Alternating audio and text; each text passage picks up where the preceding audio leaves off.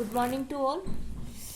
जो हमारा टॉपिक है हमने कल की क्लास में पढ़ लिया था प्लांट ब्रीडिंग के बारे में, और प्लांट ब्रीडिंग के बाद में हमें पढ़ लिया था उसके बारे में पादप प्रजनन का जनरल इंट्रोडक्शन पढ़ लिया था, उसका जो मेन एम है वो पढ़ लिया था।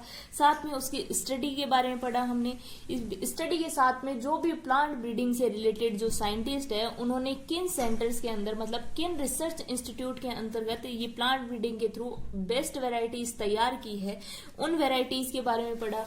उन वेराइटीज की कंप्लीट हमने नाम पढ़े कि हाँ कौन कौन सी वेराइटीज है जो इन रिसर्च सेंटर्स के अंदर तैयार की गई है। साथ में प्लांट ब्रीडिंग के जो मेथड्स है उनको स्टार्ट कर दिया था हमने। प्लांट ब्रीडिंग के मेथड्स के अंदर हमने प्राइमरी और जो सेकेंडरी मेथड है इंट्रोडक्शन का उसके बारे में हमने पढ़ लिया था। अब हमारा ये नेक्स्ट वीडियो है प्लांट ब्रीडिंग से रिलेटेड ही है, जो कि आपका प्लांट ब्रीडिंग का पार्ट नंबर सेकंड है। ये इसके आगे हमें क्या पढ़ना है, हमें प्लांट ब्रीडिंग या प्लांट इंट्रोडक्शन से रिलेटेड जो भी मेथड्स है वो उनकी हम यहाँ पर स्टडी करेंगे। तो देखिए प्लांट ब्रीडिंग से रिलेटेड हम देखते हैं कि प्लांट इंट्रोडक्शन के अंदर क्या किया जाता है, कि जो प्लांट इंट्रोडक्शन है इसके अंतर्गत क्या किया जाता है कि किसी भी देश में अगर प्लांट मटेरियल का हमें क्या करना है, किसी भी देश में अगर प्लांट मटेरियल का एक्सचेंज करना है तो इसके लिए एक सेंट्रल इंस्टीट्यूट होता है, और इस सेंट्रल इंस्टीट्यूट की हेल्प से ही हम क्या कर सकते हैं, जो भी प्लांट वैरायटी का जो बेस्ट वैरायटीज है उनका हमें एक्सपोर्ट इंपोर्ट करना है वो इन सेंट्रल इंस्टीट्यूट की हेल्प से हम कर सकते हैं। और बात करें इंडिया की, तो इंडिया के अंदर ये जो काम है एक्सपोर्ट और इंपोर्ट करने वाला, ये किसके द्वारा मैनेज किया जाता है, NBPGR के द्वारा मैनेज किया जाता है, जिसका नाम है national bureau of plant genetic resource या रिसर्च से रिलेटेड है। जो क्या करता है यहाँ पर, ये जो भी हमें बाहर से या अदर जो कंट्री है एब्रोड कंट्रीज फॉरेन कंट्रीज वहां से जो भी प्लांट मटेरियल हमें चाहिए वो हमें ये मैनेज करवाता है। इसके अलावा कि इसकी हेल्प से क्या किया जा सकता है, जो भी हमें किसी भी प्लांट मटेरियल के अंदर डिजायर कैरेक्टर चाहिए उस मटेरियल या उस वैरायटी को ये NBPGR क्या करता है कि एक एप्लीकेशन देंगे। एप्लीकेशन देने के बाद में क्या करता है कि ये उस प्लांट मटेरियल को यानी पादप सामग्री को हमें उपलब्ध करवाते हैं। अगर उनके पास वो अवेलेबल है तो उपलब्ध करवा देंगे, अदरवाइज उनके पास में अभी वो प्लांट मटेरियल उपलब्ध नहीं है तो ये क्या करते हैं कि उस प्लांट मटेरियल को बाहर से मंगवाया जाता है और फिर हमें वो प्लांट मटेरियल है वो अवेलेबल करवाया जाता है। ये किसके द्वारा किया जाता है, इन सेंट्रल इंस्टीट्यूट के द्वारा, या फिर जो ये इंस्टीट्यूट है NBPGR इनके द्वारा ये कार्यक्रम किया जाता है। इसके अलावा कि इन प्लांट मटेरियल को कि एक तरीके से कहें कि जो प्लांट मटेरियल है इनकी स्टडी के लिए या फिर इनको यूज लेने से पहले इनको किस तरीके से मेंटेन किया जाता है, तो उसके लिए भी यहाँ पर कुछ कॉमन मेथड्स है वो बताए गए हैं, जिसके लिए कुछ कॉमन मेथड्स है या कुछ कॉमन विधियां होती है जिसके द्वारा प्लांट इंट्रोडक्शन को समझा जा सकता है। तो देखिए इसके अंदर क्या है, सबसे पहले हम लेंगे कि 5 स्टेप है उसके अंदर हम इसकी स्टडी करते हैं। सबसे पहला है प्लांट मटेरियल, सेकंड है क्वारंटीन, जिसके अंदर कि अगर हमें क्या करना है प्लांट मटेरियल मंगवाना है, मंगवाने के बाद में उसको क्वारंटीन करने के लिए मतलब कुछ समय के लिए उसे अन्य जो हमारी फसलें हैं अन्य जो वेराइटीज हैं उनसे दूर रखा जाता है। उसके साथ में कैटालॉगिंग, मतलब इसके अंदर जो भी वेराइटीज को या भी जो भी हमने पादप सामग्री या प्लांट वेराइटी मटेरियल मंगवाया है उसको एक सूचीबद्ध तरीके से तैयार रखा जाता है। साथ में इवेल्युएशन मतलब मूल्यांकन किया जाता है उनसे रिलेटेड जो भी कैरेक्टर्स है जो भी वेराइटीज हैं उन सभी का अच्छे से मूल्यांकन किया जाएगा। साथ में उनका 5 नंबर स्टेप है मल्टीप्लीकेशन एंड डिस्ट्रीब्यूशन, कि जो भी मूल्यांकन की गई वेराइटीज है उनको हम क्या करवाएंगे, कल्टीवेट करवाते हैं। कल्टीवेट करवाने के बाद में इन वेराइटीज से क्या है और वेराइटीज तैयार कर सकते हैं। हाई नंबर पे यानी हाई प्रोडक्टिविटी रेट बढ़ाकर इनको मल्टीप्लाई कर लेते हैं, और मल्टीप्लीकेशन के बाद में हम क्या कर सकते हैं, इन ही वेराइटीज को और विस्तृत करने के लिए या और ज्यादा उत्पादन के लिए हम इनको वितरित करते हैं, डिस्ट्रीब्यूशन कर सकते हैं कि और अन्य स्थानों पर भी इन्हें ग्रो करवाकर इनको वितरण किया जा सकता है। तो सबसे पहले लेते हैं हम यहाँ पर पॉइंट वाइज स्टडी करेंगे एक। तो इसके अंदर सबसे पहला हमारा जो पॉइंट है वो है प्लांट मटेरियल। प्लांट मटेरियल के अंतर्गत क्या किया जाता है कि इसमें वो फसलें यानी वो वैरायटीज है वो मंगवाई जाती है जो कि हमारे देश में अवेलेबल ना हो, तो इन वैरायटीज से या फिर बेस्ट कैरेक्टर वाली जो वैरायटीज होती है वो इंपोर्ट की जाती है, एब्रोड से या विदेशों से मंगवाई जाती है, और उन वैरायटीज को मंगवाने में हमारी हेल्प करता है NBPGR। तो ये वैरायटीज मंगवाई जाती है, और ये वैरायटीज किस रूप में मंगवाई जाती है कि ऐसी वैरायटी जिनके थ्रू क्या हो कि कम स्टोर रखे यानी कम स्थान घेरे और ज्यादा समय तक क्या रखे जा सके, स्टोर फॉर्म में या संग्रहित अवस्था में इन्हें रखा जा सके। तो इसके अंतर्गत सभी जेनेटिक कैरेक्टर जो अवेलेबल वाली वैरायटीज है उनको seed, pollen, tubers and other जो भी प्लांट पार्ट है उनकी फॉर्म में हम क्या करते हैं, इन वैरायटीज को मंगवाते हैं, फिर इन्हें कुछ समय के लिए स्टोर करके रखा जाता है, और स्टोर करने के बाद में इन्हें क्या किया जाता है, इन्हें कल्टीवेशन में यूज लिया जाता है। और इसके अंदर जो सीड होते हैं वो सबसे ज्यादा कैसे होते हैं, हेल्पफुल होते हैं किसी भी कल्टीवेशन के लिए। फिर बात करते हैं हम क्वारंटीन। क्वारंटीन के अंतर्गत क्या किया जाता है कि ये एक ऐसा अरेंजमेंट होता है जिसके अंतर्गत क्या करते हैं कि जो भी प्लांट मटेरियल है उसको क्या किया जाता है, डिजीज लेस मतलब बीमारी रहित बनाया जाता है। बीमारी रहित क्यों बनाया जाता है, क्योंकि जिस समय इसे हम बाहर की किसी अदर कंट्रीज से मंगवाते हैं तो वहां पर अगर कोई भी वायरस है, निमेटोड है, बैक्टीरिया है, फंजाई है, वो क्या करेगा कि इन प्लांट वेराइटीज के साथ में आ जाता है, और ये इनके साथ में आकर हमारी जो इंडिजिनियस वेराइटीज है उन्हें भी क्या कर सकता है, इफेक्ट कर सकता है या फिर इन्फेक्ट करके डिजीज फैला सकता है। तो इसलिए क्वारंटीन के अंतर्गत क्या किया जाता है कि जो एब्रोड वेराइटीज है उनको कुछ समय के लिए अलग रखा जाता है, क्वारंटीन करके रखा जाता है, और उनको ट्रीटमेंट दिए जाते हैं जिससे कि उनको डिजीज लेस जो प्लांट वेराइटीज है वो बनाई जाती है। और इन प्लांट वेराइटीज को डिजीज लेस बनाने के लिए यहाँ पर इनको क्या किया जाता है, जो भी पेस्टिसाइड्स है और डिजीज वगैरह है जो भी, उनसे क्या किया जाता है, प्रिवेंट किया जाता है। और इन्हें प्रिवेंट करने के अंतर्गत क्या किया जाएगा, फिर बाद में आफ्टर प्रिवेंशन मतलब कि इनको डिजीज लेस बना के बाद में ही इनको क्या किया जाता है, कल्टीवेशन के अंदर क्या किया जाता है, यूज में लिया जाता है।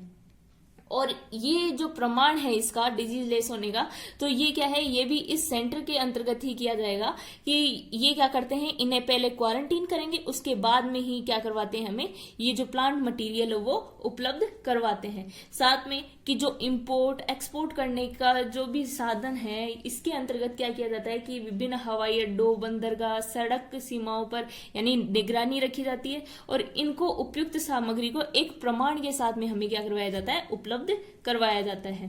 ठीक है, और इनको क्वारंटीन करने के लिए कड़ाई से जो नियम होते हैं वो बनाए जाते हैं, और जो नियम होंगे वो किस तरीके के होंगे, स्ट्रिक्ट रूल्स है उनको फॉलो करके ही इन्हें क्वारंटाइन किया जाता है। फिर आता है हमारा थर्ड नंबर पॉइंट है, नेक्स्ट जो हमारा पॉइंट है थर्ड नंबर वो है कैटालॉगिंग। कैटालॉगिंग के अंतर्गत क्या किया जाता है, कैटालॉगिंग के अंतर्गत नाम से ही जैसे हम जाने कि इसमें क्या किया जाता है, इन्हें सूचीबद्ध किया जाता है। सूचीबद्ध के लिए यहाँ पर क्या किया जाएगा कि अगर देश में, अगर हमारी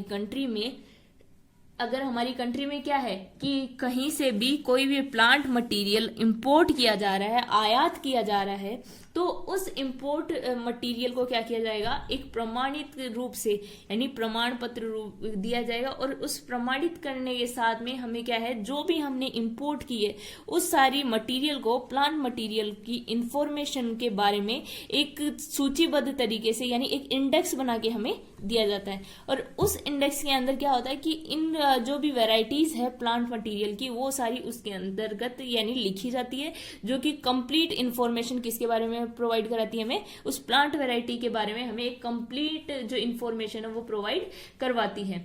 साथ में ये किसके लिए यूजफुल होगी कि ये जो इंफॉर्मेशन होती है, ये जो भी एग्रीकल्चर से रिलेटेड साइंटिस्ट है और उन्हें इस जो वैराइटीज हैं उनके बारे में जो कि सफिशिएंट जो इंफॉर्मेशन मिल सके, उसके लिए इन्हें क्या किया जाता है, सूचीबद्ध या फिर जो कैटालॉगिंग है वो किया जाता है। और इस कैटालॉगिंग के लिए क्या किया जाएगा, जो भी हमने यहाँ पर इन्हें सूचीबद्ध किया है, जो एक टैग तैयार किया है, उस टैग को उस वैरायटी से अटैच कर दिया जाता है ताकि हम इजीली पता लगा सकें कि ये कौन सी वैरायटी है और किस प्रकार की जो इसके अंदर बेस्ट कैरेक्टर है वो अवेलेबल है।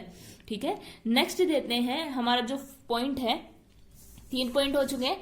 प्लांट मटेरियल, सेकंड है क्वारंटीन, थर्ड है कैटालॉगिंग, और अब नेक्स्ट पॉइंट लेते हैं हम इवेल्युएशन, मतलब कि मूल्यांकन।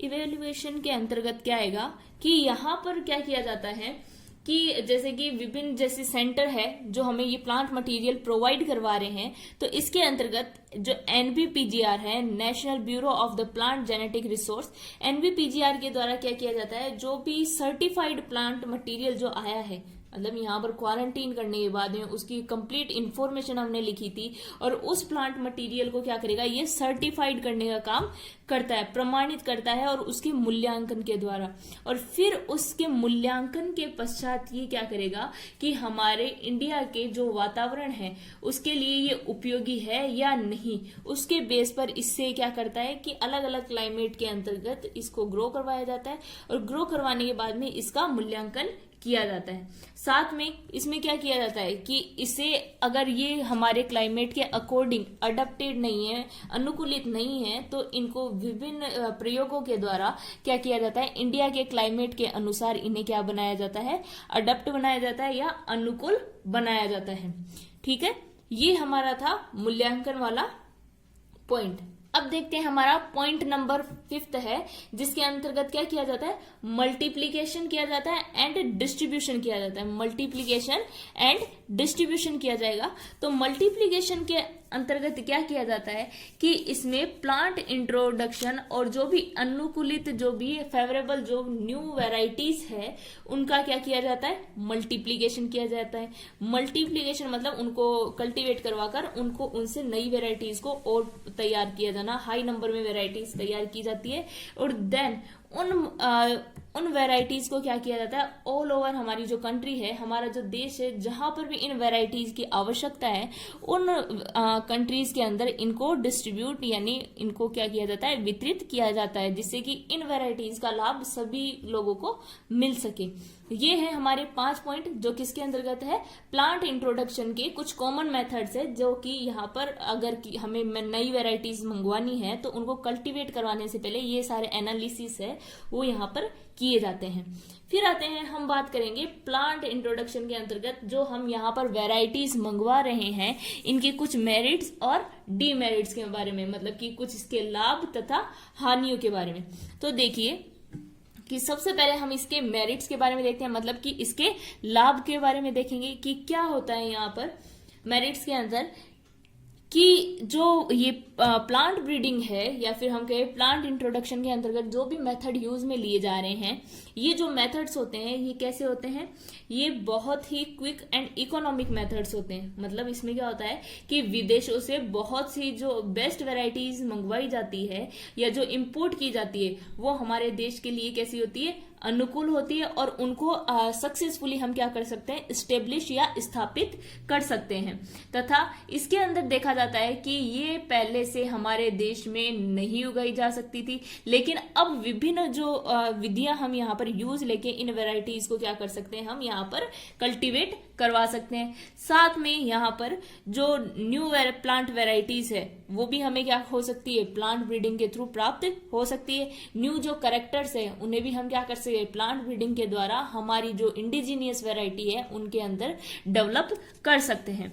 नेक्स्ट कैरेक्टर देखते हैं कि ये जो वैरायटी होती है, यहाँ पर ये जो वैरायटीज तैयार की जाती है ये कैसी होती है, सिंपल मेथड के द्वारा तैयार की जाती है, और ये ज्यादा कॉस्टली ना होकर सस्ती होती है, और बहुत ही इजी मेथड होता है जो कि इजीली यूज में लिया जा सकता है। फिर बाद में आता है, ये तो थे इसके मेरिट्स। अब बात करते हैं हम किसकी, डीमेरिट्स की। तो देखिए डीमेरिट्स के अंतर्गत क्या आएगा कि इसके कुछ नुकसान भी है, कि जो प्लांट की डिजीज है, कई बार देखा जाता है कि कई जो many type of the disease, मतलब कि इसके अंतर्गत क्या देखा जाता है कि कई बार जब पौधे हम बाहर से दूसरी कंट्रीज से मंगवाते हैं या जो भी प्लांट मटेरियल मंगवाते हैं तो वो कैसे होते हैं, पहले से डिजीज प्लांट होते हैं, और अगर गलती से भी उनके साथ में किसी भी प्रकार की डिजीज आ जाती है तो वो क्या करती है, हमारे देश में भी डिजीज फैला देते हैं। जो भी हमारे पास में जो वेराइटीज है उनके अंदर भी क्या होगी कि डिजीज फैलने की पॉसिबिलिटी रहती है। तो यानी ये डीमेरिट्स है किसका, कि एक बार क्या हुआ था कि यहाँ पर डीमेरिट्स के अंतर्गत जैसे कि ये रहती आशंका, लेकिन एक बार 1883 के अंदर 1883 के अंदर कि एक डिजीज थी जो देखी गई थी कि हाँ, जिस टाइम पर बाहर से क्या किया गया था कि कुछ प्लांट मटेरियल है वो इंपोर्ट किया गया था, तो उस दौरान क्या था कि ये जो डिजीज प्लांट है इसके साथ में कुछ बैक्टीरिया या निमेटोड्स वगैरह आ गए थे, जिसके कारण हमारे देश को भी इससे बहुत नुकसान हुआ था। जैसे कि हम एग्जांपल ले कि उस समय आलू की पछेती अंगमारी मतलब late blight of potato disease है वो यूरोप से भारत में आई थी, और वो किस कारण आई थी, इसी कारण से आई थी कि प्लांट ब्रीडिंग के लिए यहाँ पर हम क्या करते थे, बाहर से जो आयात करने काम करते थे प्लांट मटेरियल, उसके थ्रू ही ये जो डिजीज है वो इंडिया में आई थी। फिर देखते हैं सेकंड कि इसके अंदर कुछ खरपतवार यानी वेडिसाइड्स होते हैं।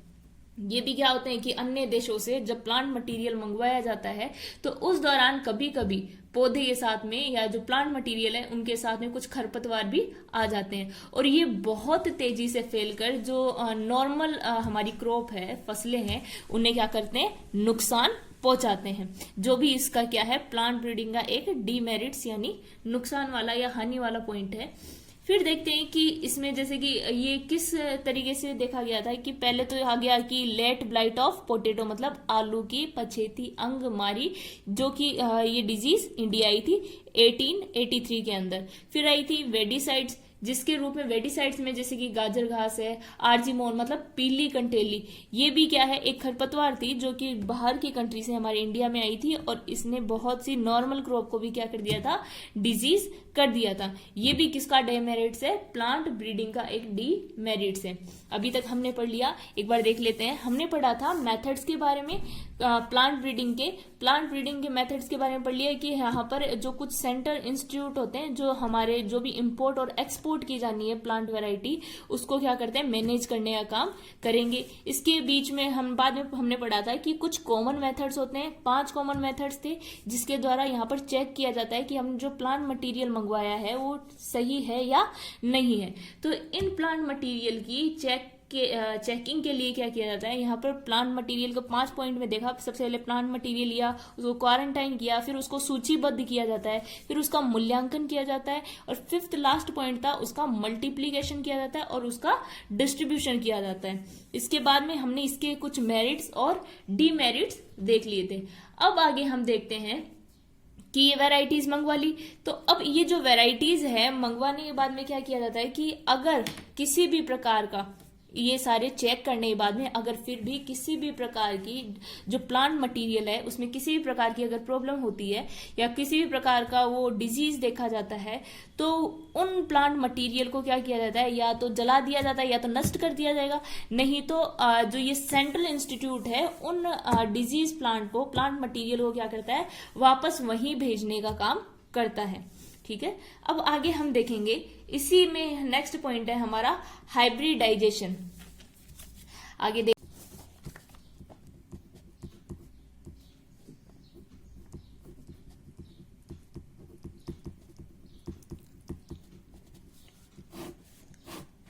देखिए हाइब्रिडाइजेशन का मतलब क्या होता है, इसी के अंदर है नेक्स्ट पॉइंट आता है कि जो भी प्रोजेनी है उसका कोई भी वांछित या डिजायर कैरेक्टर लेकर, मतलब कोई भी हमें जो डिजायर कैरेक्टर लेना है उस कैरेक्टर को लेकर किसी भी स्पेसिफिक वैरायटी के साथ में हाइब्रिडाइज करवाकर एक नई वैरायटी को प्राप्त करना क्या कहलाता है, हाइब्रिडाइजेशन कहलाता है। मतलब इसमें क्या किया जाएगा कि जो प्लांट वैरायटी है उसके दो न्यू प्लांट वैरायटी है वो यहाँ पर क्या की जाती है, तैयार की जाती है। उस प्रोसेस को हम क्या कहते हैं, हाइब्रिडाइजेशन कहते हैं। अब आगे देखते हैं कि जो हाइब्रिडाइजेशन है, टाइप ऑफ हाइब्रिडाइजेशन, ये तो था हाइब्रिडाइजेशन। अब बात करते हैं हम किसकी, टाइप ऑफ हाइब्रिडाइजेशन। तो हाइब्रिडाइजेशन की टाइप की अगर बात करें तो यहां पर जो हाइब्रिडाइजेशन है इसके अंदर फर्स्ट पॉइंट है इंटरवेराइटल हाइब्रिडाइजेशन। इंटरवेराइटल हाइब्रिडाइजेशन क्या होता है कि अगर एक ही जाति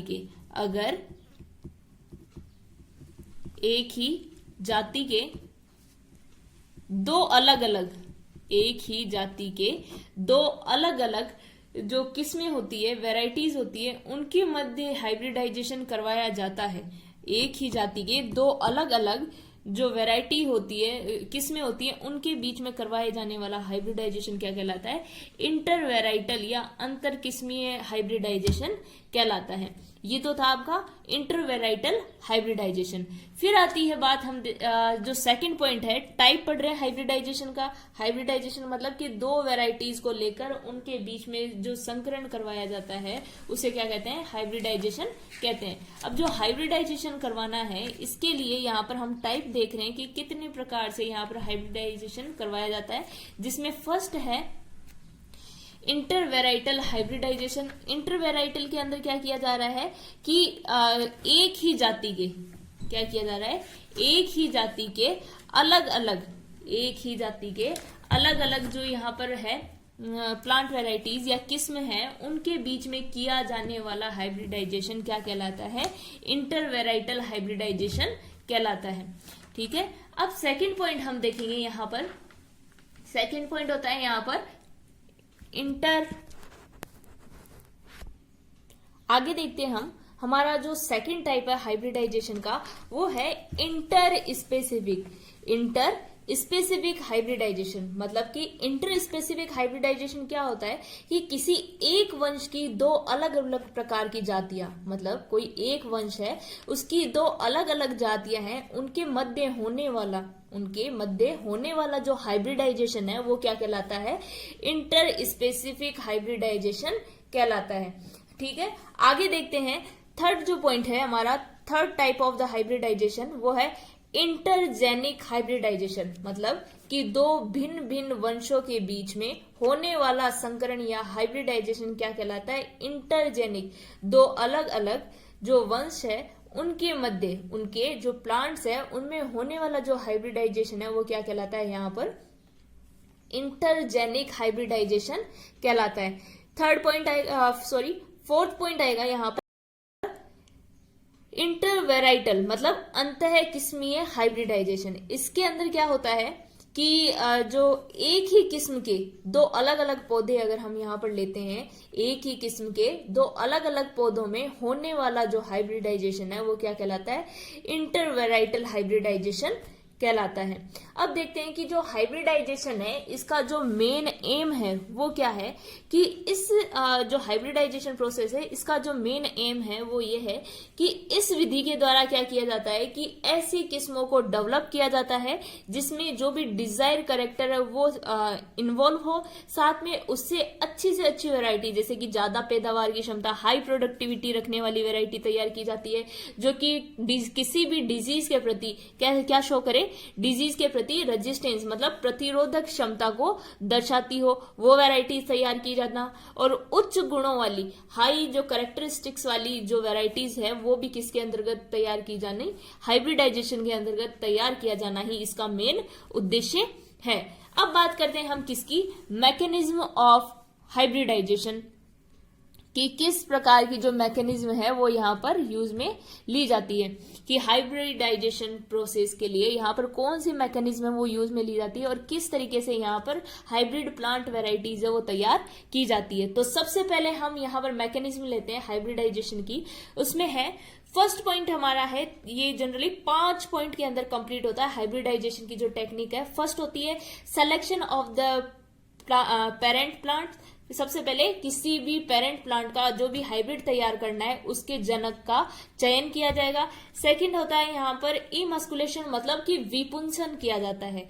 थर्ड पॉइंट होगा हमारा यहाँ पर बैगिंग। बैगिंग का मतलब कि यहाँ पर जो भी प्लांट तैयार करेंगे उसके ऊपर बैग लगाया जाता है, या फिर कोई भी प्लास्टिक के पॉलीथीन का बैग लाइक स्ट्रक्चर है वो उसके ऊपर लगाया जाता है। 4 नंबर है यहाँ पर टैगिंग, मतलब कि लेबलिंग की जाती है। कंप्लीट जो प्लांट है उसकी इंफॉर्मेशन को, उस जो भी प्लांट हमने यहाँ पर हाइब्रिडाइज करवाया है उस प्लांट पर क्या किया जाएगा, यहाँ पर लेबल लगाया जाएगा। फिर आता है यहाँ पर आर्टिफिशियल पॉलिनेशन, मतलब कि यहाँ पर कृत्रिम रूप से, एक तो होता है नेचुरल पॉलिनेशन जो कि प्लांट्स अपने आप करते हैं, और एक है हम अपनी इच्छा के अनुसार जो डिजायर कैरेक्टर्स वाले प्लांट है उनके बीच जो पॉलिनेशन करवाएंगे वो क्या कहलाएगा, यहाँ पर आर्टिफिशियल पॉलिनेशन कहलाएगा। अब एक एक पॉइंट लेकर हम यहाँ पर पढ़ेंगे। सबसे पहले पॉइंट हम लेते हैं यहाँ पर selection of the parent plants.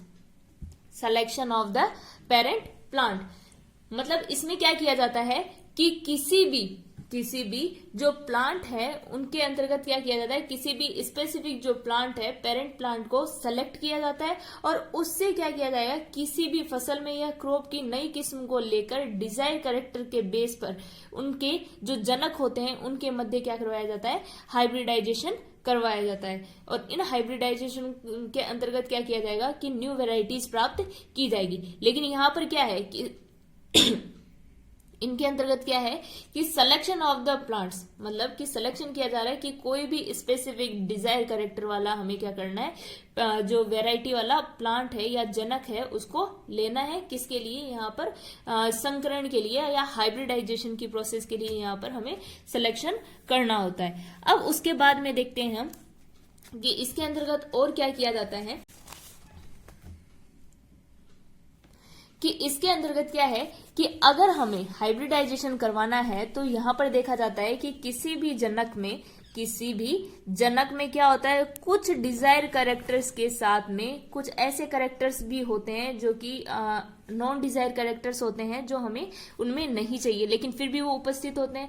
तो क्या किया जाएगा, इस प्रकार के डिजायर कैरेक्टर्स को हम एक नई वैरायटी के रूप में तैयार करना चाहते हैं, तो उन वैरायटी के रूप में क्या किया जाता है, इनके अंदर हाइब्रिडाइजेशन है वो प्रोसेस होगी वो यहाँ पर की जाती है।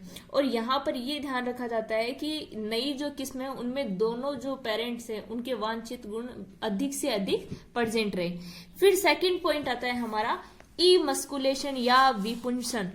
ई मस्कुलेशन या विपुंसन की जो प्रोसेस है इसके अंदर क्या किया जाता है कि हम यहाँ पर क्या कर रहे हैं, आर्टिफिशियल रूप से यहाँ पर हम क्या करवाएंगे, पॉलिनेशन करवाएंगे। तो हमें डिजायर कैरेक्टर चाहिए, तो यहाँ पर विपुंसन मतलब कि पौधे के अंदर जो भी हमने पेरेंट या डिजायर प्लांट लिया है उसके जो फ्लावर है वहां से क्या किया जाता है कि उसके पर जो पुंकेसर है, पोलन ग्रेन्स है, उनको क्या कर दिया जाता है, कट कर दिया जाता है। पोलन चेम्बर वाले जो पुंकेसर है उनको हटा दिया जाता है, जिससे कि यहाँ पर सेल्फ पॉलिनेशन की कंडीशन या नेचुरल पॉलिनेशन होगा वो प्रोसेस ना देखने को मिले। तो इन्हें क्या किया जाता है, यहाँ पर विपुंसन कर दिया जाता है। तो पौधे में क्या किया जाएगा, पॉलिनेशन के लिए यहाँ पर परागकण को अलग कर दिया जाता है और जिसे यहाँ पर विपुंसन की प्रक्रिया कहते हैं। ठीक है, और इससे क्या किया जाता है, सेल्फ पॉलिनेशन की प्रोसेस को रोका जाता है। फिर आता है कि यहाँ पर ई मस्कुलेशन मतलब कि विपुंसन की जो प्रोसेस है इसको निम्न विधियों के द्वारा समझा जा सकता है, जिसके अंदर फर्स्ट है हैंड ई मस्कुलेशन मतलब हस्त विपुंसन। कि हस्त विपुंसन में क्या किया जाएगा कि ये एक ऐसा मेथड है जिसके अंदर जो भी क्रॉप है, डिजायर क्रॉप, उसके फ्लावर से जो कि लार्ज टाइप के फ्लावर्स होंगे उनकी जो कलिकाएं हैं उनका चयन किया जाता है, और जो यहाँ पर पोलन ग्रेन होंगे उनके मेच्योर होने से पहले ही उन्हें अपने हाथ की सहायता से या फोर्सिप या चिमटी की सहायता से क्या किया जाता है, उनके पोलन ग्रेन को तोड़कर हटा दिया जाता है, जिससे कि वहां पर पॉलिनेशन की जो प्रोसेस है वो ना हो। तो इस प्रोसेस को यहाँ पर हम क्या कहते हैं, हस्त विपुंसन या फिर हैंड ई मस्कुलेशन कहते हैं। फिर देखते हैं हम ये विपुंसन हस्त ई मस्कुलेशन की प्रोसेस थी, 2 टाइप से थी। एक तो हो गई हैंड इमस्कुलेशन क्यों नहीं किया गया? क्योंकि जो लार्ज टाइप के फ्लावर होंगे वहां पर तो क्या है कि इजीली हम क्या कर सकते हैं, इमस्कुलेशन कर सकते हैं, मतलब कि जो पोलन ग्रेन्स है उनको अलग कर सकते हैं। लेकिन जो यहाँ पर जो स्मॉल टाइप के फ्लावर्स होंगे ये वहां पर वहां उस पर लागू ये नहीं होता है। तो इसके लिए यहाँ पर ये जो वाटर है, अल्कोहल है, इसके थ्रू क्या किया जाएगा, इनके थ्रू यहाँ पर जो फ्लावर्स के अंदर यहाँ पर इमस्कुलेशन करवाना होता है वो प्रोसेस इसके द्वारा करवाई जाती है। उनके अंदर इनको रखा जाता है और उन पोलन ग्रेन्स को क्या किया जाता है, 1 से 10 मिनट तक बनाए रखने के बाद में हटा दिया जाता है, जिससे अपने आप वहां पर क्या हो जाता है, इमस्कुलेशन देखने को मिलता है। फिर आगे देखते हैं हम यहाँ पर कि बैगिंग की प्रोसेस क्या होती है। नेक्स्ट पॉइंट था हमारा थर्ड पॉइंट, बैगिंग। बैगिंग क्या होता है कि जो भी यहाँ पर हमने इमस्कुलेट फ्लावर लिया है उसको इमस्कुलेशन के बाद में, मतलब कि पोलन ग्रेन को अलग करने के बाद में यहाँ पर क्या की जाती है कि उसे शीघ्र ही, मतलब कि पोलन ग्रेन को हटाने के बाद में तुरंत उसको किसी भी बैग के द्वारा या पॉलीथीन के थ्रू कवर किया जाता है। और इस कवर करने की प्रोसेस को ही क्या कहते हैं, हम बैगिंग कहते हैं। और ये बैगिंग क्यों की जाती है, क्योंकि पोलन ग्रेन हटाने के बाद में भी कि यहाँ पर क्या होता है, जो क्रॉस पोलिनेशन की कंडीशन है वो यहाँ पर ना बने, कि कोई अदर जो पोलन ग्रेन है वो आकर वहां पर स्टिग्मा से अटैच ना हो जाए, इसलिए ये बैगिंग की जो प्रोसेस है वो की जाती है। उसके बाद में आता है नेक्स्ट और स्टेप आएगा यहाँ पर टैगिंग। जो टैगिंग है हाइब्रिडाइजेशन का 4th नंबर पॉइंट है टैगिंग। टैगिंग के अंतर्गत क्या किया जाएगा कि जिस भी प्रोसेस के अंतर्गत यानी जो भी प्लांट है, पेरेंटल प्लांट है, जिसमें हम यहाँ पर क्या करवा रहे हैं, हाइब्रिडाइजेशन करवा रहे हैं, उस हाइब्रिडाइजेशन वाले प्लांट के ऊपर उसकी कंप्लीट इंफॉर्मेशन की, उस जो इमस्कुलेशन करने की डेट क्या थी और कौन सा प्लांट है, प्लांट का नाम लिखा जाता है, साथ में कि ब्रीडर प्लांट का नाम लिखा जाएगा, उसकी फैमिलीज वगैरह, उससे रिलेटेड जो भी इंफॉर्मेशन है, किस फ्लावर के साथ में उसका हाइब्रिडाइजेशन करवाना है, वो सब कुछ इंफॉर्मेशन है वो क्या की जाती है, उस प्लांट के पार्ट पर क्या कर दी जाती है कि बांधकर या फिर किसी टैग के फॉर्म में लगा दी जाती है, जिसे इजीली देखकर पता लगाया जा सकता है कि इसके जो हाइब्रिडाइजेशन की प्रोसेस है वो कब स्टार्ट की गई थी और कौन से प्लांट में ये की जा रही है। फिर आता है लास्ट एंड फाइनल स्टेप है आर्टिफिशियल पॉलिनेशन। कि आर्टिफिशियल पॉलिनेशन में क्या किया जाएगा यहाँ पर कि इस मेथड के अंतर्गत क्या किया जाता है कि जो भी हमने मेच्योर पोलन ग्रेन को, जो कि पोलन ग्रेन को क्या किया है, जो पेट्री प्लेट्स में इकट्ठा कर रखा है, मतलब जो भी डिजायर कैरेक्टर वाले हमने यहाँ पर क्या किए हैं, हमें उससे पोलिनेशन करवाना है, तो उन पोलन ग्रेन को ब्रश की सहायता से क्या करेंगे, ब्रश की हेल्प से जो स्टिग्मा है प्लांट की उसके ऊपर डाला जाता है। और ये डालने के बाद में क्या होगा कि जो कि यहाँ पर पोलिनेशन की प्रोसेस होगी वो क्या कहलाती है, आर्टिफिशियल पोलिनेशन कहलाता है। और ये पोलिनेशन, आर्टिफिशियल जो पोलिनेशन है, ये प्रोसेस सुबह कब की जाती है, ये 8 से 10 बजे के बीच में की जाएगी, क्योंकि सुबह के टाइम पर क्या होता है कि जो फ्लावर्स है वो उनके खिलने का समय होता है। और इस समय क्या है कि जो स्टिग्मा है वो भी क्या होती है यहाँ पर ग्राही प्रकार की, मतलब एक्सेप्टर टाइप की होगी, जो इजीली क्या कर सकती है, उन पोलन ग्रेन को एक्सेप्ट कर सकती है। और वापस से क्या कर दिया जाता है, इस आर्टिफिशियल पोलिनेशन की प्रोसेस करवाने के बाद में इन्हें पुनः किसके द्वारा ढक दिया जाता है, उस बैग के द्वारा ढक दिया जाता है। और इससे क्या की जाती है, नई जो संतति है वो यहाँ पर तैयार की जाती है। तो ये था आपका अभी तक का कंप्लीट प्लांट ब्रीडिंग से रिलेटेड पोर्शन था, और आपका फिर था हाइब्रिडाइजेशन से रिलेटेड टॉपिक था, जो कि आपको प्लांट ब्रीडिंग के अंतर्गत पढ़ना था। अब साथ में देखिए कि आपको क्या करना है कि जो प्लांट ब्रीडिंग से रिलेटेड जो भी नोट्स हैं बीएससी फर्स्ट ईयर के हिंदी मीडियम और इंग्लिश मीडियम, आप दोनों को इसके जो नोट्स है वो अपने आप बनाने हैं। जो भी मैंने पॉइंट वाइज समझाया है उसके अकॉर्डिंग आपको अपनी लैंग्वेज के अंदर, हिंदी मीडियम वाले हिंदी में बनाएंगे और इंग्लिश मीडियम वाले इंग्लिश में, अपनी लैंग्वेज में आपको ये सारे नोट्स तैयार करने हैं। ठीक है।